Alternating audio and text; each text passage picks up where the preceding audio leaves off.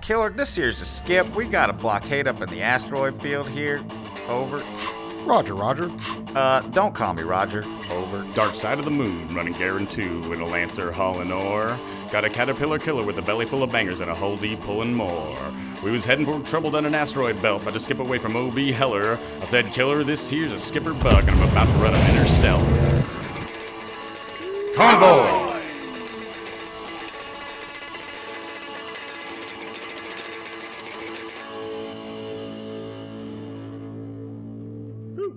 Hello, and welcome to another episode of Around the Verse. I'm Sean Tracy.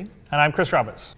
In this week's updates, we check in with the devs on the evolution of Scramble Races, asteroid mining, core tech, and more. But first, let's see what's been going on in the game. Yeah, so as we've seen over the last few weeks, our community loves to race, and recently the Citizens Coffee Company hosted a huge contest spanning the entire Stanton system. Now, for this particular event, racers had to compete in Starfarers. Yeah, not really a traditional racing ship, is it? Not really. Well, 5 organizations entered, the Joint Task Force provided security, and a good time was had by all. Except the Starfarer that finished in last place. They came in awfully hot and salty. Oh, humanity! If someone left an rolling. Yes. Don't you dare move. Well, speaking of salty, Jared and the rest of the Star Citizen community team joined several developers in Cologne, Germany to greet backers at Gamescom 2018. Hey guys, Jared, Tyler, we're here at Gamescom 2018. Tyler, we've been here all week. It was a pretty good week, right? It was an incredible week, and the Star Citizen community just outdoes themselves every single event we go to.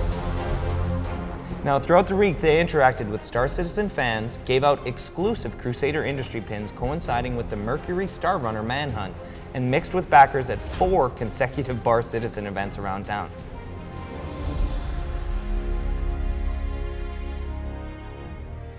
That was pretty busy. It looks like they had a lot of fun. They also hosted a special Gamescom edition of Reverse the Verse. It's up on our YouTube channel now if you missed it. Now, let's march on to development updates, starting with the PU mission team. They're continuing work on Scramble Races, honing this new mission type into experiences that are equal parts harrowing and hilarious. Here's lead mission designer Luke Presley with more. Just a quick update on the Scramble Races. We've prevented grav-led vehicles, such as the Dragonfly and Nox, from being able to fly in gravity, which has really led to some exciting races. This is because you get more time to focus on combat rather than avoiding obstacles. We've also catered towards the more combat-heavy focus by allowing you to steal the points collected by leaders or joint leaders when you kill them.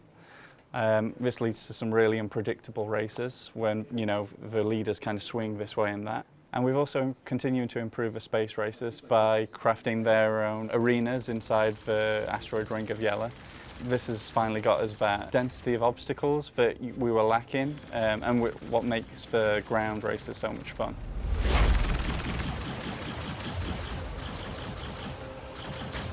That's right. When I first saw that, I really want to jump in and start Yeah, playing the that with land the speeder guys. stuff's pretty cool. So yeah, no, I think it should be fun to see people playing it, and we're going to be expanding that going forward as well. Checking back in on mining, though, the gameplay feature team has been working to get our current asteroid tech to spawn mineable asteroids with proper composition and appropriate materials. So it's going to be fun to see how asteroid mining compares with the planet-side mechanic. I suspect it'll be fairly similar, and how it expands the mining experience overall, which I suspect is mostly about having more places to mine. Sure. So there you go. And for all you miners and aspiring filmmakers out there, we have a contest going on right now, calling for you all to make the ultimate Prospector commercial. Yeah, so we did one of these for the 600i a few weeks ago, and got some great content from our community, and we can't wait to see what you all do with the Prospector. Taking another look at Loreville, here we see the city's gargantuan outer walls currently in an early design pass.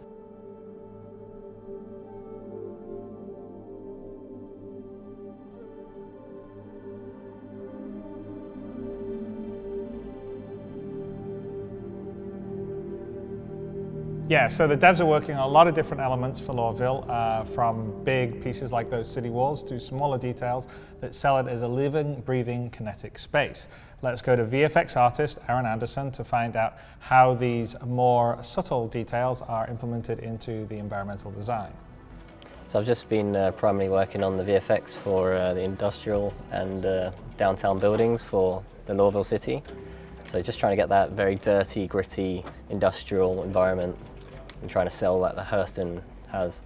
So here's some steam I've been placing in, just trying to get the smoke and steam rising from the environment. Trying to make it a bit more subtle rather than a bit over the top, so you're not just engulfed in smoke when you come to land in Hurston. Placing lots of flashing lights on top of the roofs as well to try and sell it, and lots of moving traffic to make it feel a bit more like a moving city and feel a bit more alive when you're coming into Hurston. I'll show you what it looks like at night. As a distant shot, this feels a bit more alive from a distance when you're coming to land in Hurston. So you'd be coming down something like this.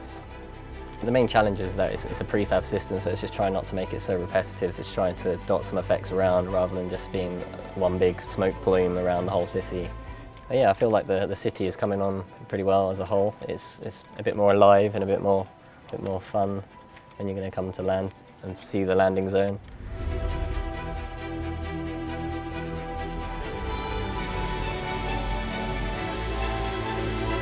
It's cool to see all those little details getting in there. I'm sure there'll be a lot more. I know there's been a lot more since I've been sitting on some reviews. But sure, I really love how it looks at night, that's for sure. The transition night's quite cool. Sticking with environmental design, code improvements for the oceans and bodies of water that will be found on the planets and moons are also being worked on, as the planetary feature team gets these environments ready for Hurston. They're adding functionality that lets the artist tweak the wave strength, colors, opacity of the water, and how the ocean interacts with the beach line and terrain. They're also looking into future components that will allow for the global weather system to influence the way oceans behave. Yeah, that's going to be actually pretty cool. That's super excited for this. A bit ways off, but that's actually one of our R&D things that I'm most excited to have dynamic weather systems on planets. So the ship art team has been working on revising and improving new liveries for the Tumbril Cyclones variants, adding a welcome pop of color for the off-road set. And here we see work continuing on the lower decks of the 890 jump. Checking in on the audio team, let's listen to the first sound effects pass for the Kana assault rifle from Castak Arms. We're hearing early work on the rapid burst and charge firing modes. You can hear a strong mechanical element in the sound that emphasizes the low-tech nature of the gun, and particular attention is being put into getting the right sound and timing for all the small moving parts within the weapon's body.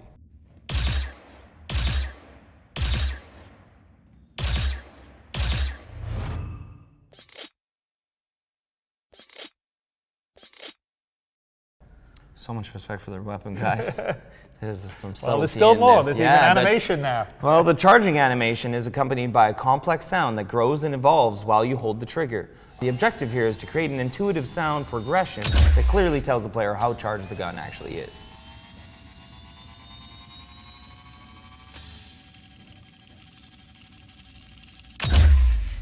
All right, well, let's keep the demo train rolling. Choo-choo! And check in with Director of Graphics Engineering, Alistair Brown, for a look at some new tools that will make level design a much smoother process where rendering is concerned. So this month the graphics team have been working on some new culling features for the renderer that should hopefully give us some nice performance boosts in both the PU and Squadron. I'll give you a quick demo of what we're talking about. So what the artists currently do when they have a level like this, which is the Idris hangar, they have to chop up each room into small sections here, like you can see. And these are typically boxes or other simple primitive shapes. And the renderer uses these to work out which rooms should be visible and which rooms we need to render. And you can see here the highlighted rooms are the ones that will actually be rendered. It gives us a huge performance saving. You can see here that we barely have to render any rooms in the Idris when we're outside of it, only the ones that have large windows on them. However, the simple shapes we have to use is really limiting for the artist, especially when they have such a complicated ship and especially when they have to pack them in so tightly inside the hull. So one of the improvements we've made is to allow them to have overlapping shapes, and if I can show you how important this is for us. We have sections like this here where we have this overlapping area that sticks out into the hangar, and previously what the artists have had to do is to chop this not at the windows where they would like to, but earlier into the room, and this is causes some quite complicated issues for the artists. They end up having to duplicate geometry and lights and cut things along this border to make the culling work efficiently. And for the new setup, they can now put the boundaries between the rooms exactly on where the actual boundary is, in this case, in this glass. And I've got an example of this over here. So this is the new setup for this area, where you can see that the windows correctly, the wall is a diagonal and the windows correctly protrude into the hangar. So these new culling features should really give us a nice performance boost in both the PU and Squadron 42 and be in your hands soon. I think that's pretty cool, and I think it'll help for the artists, because I know they've always struggled trying to solve the puzzle of getting the viz areas visible or not glitching. Like I think people have seen us demo, or occasionally when they've been playing the game in various releases, there'll be places where you'll walk to a certain area and all of a sudden everything disappears. And that's partly because it's not easy for them to set up viz areas, so being able to actually have shapes that represent the areas accurately will, I think, really help out and help them solve the puzzle, so that'll be good. Definitely, and Ali will give us nice stuff that we're going to improve performance and be able to just set up better culling. That's good. That's great. So finally, we have some big CitizenCon news. If you head to the website, you'll be able to see that we've added details about the presentation schedule. We've really sort of expanded the show this year. So we have 2 separate tracks as opposed to the one track that we had last time. So it's much more like a GDC or a con. I mean, we've basically doubled it, and over doubled it in size. There's a lot more going into it. There's a whole bunch of really cool in-fiction stuff we're doing as well. So I'm really excited by it, and I'm excited by the presentations. So I think it's going to be certainly something that you definitely want to come visit and in person, because there's also some goodies we're giving you if you come in person. And tickets are back on sale. That's right. We have a handful of premium tickets available. A digital streaming option for those of you who can't make it in person. And I think the digital streaming option also gets some digital goodies. They get some digital goodies. So everybody's getting goodies. And even new junior co-pilot tickets, so our younger Star Citizens can attend. Yeah, now that actually is going to be kind of nice, because I know some of the Gamescom shows we've done and the CitizenCon shows, because we've done them in sort of nightclub venues. Their insurance doesn't let them have underage people in, but the Long Center is a family venue. It's one of the reasons why we chose it. So we can have younger folks come if with their parents. That'd be great. So you can check out all the details on the site, and we've provided a handy link down here in the episode description to get there. And for even more on CitizenCon, tune in to Reverse the Verse live tomorrow back on Twitch. Yes, do that.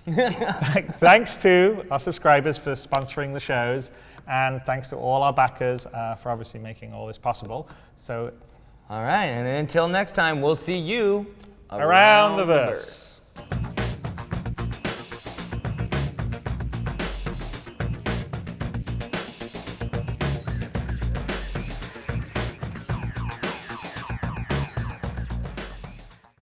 Thanks for watching. For the latest and greatest in Star Citizen and Squadron 42, you can subscribe to our channel, or you can check out some of the other shows, and you can also head to our website at www.robertsspaceindustries.com.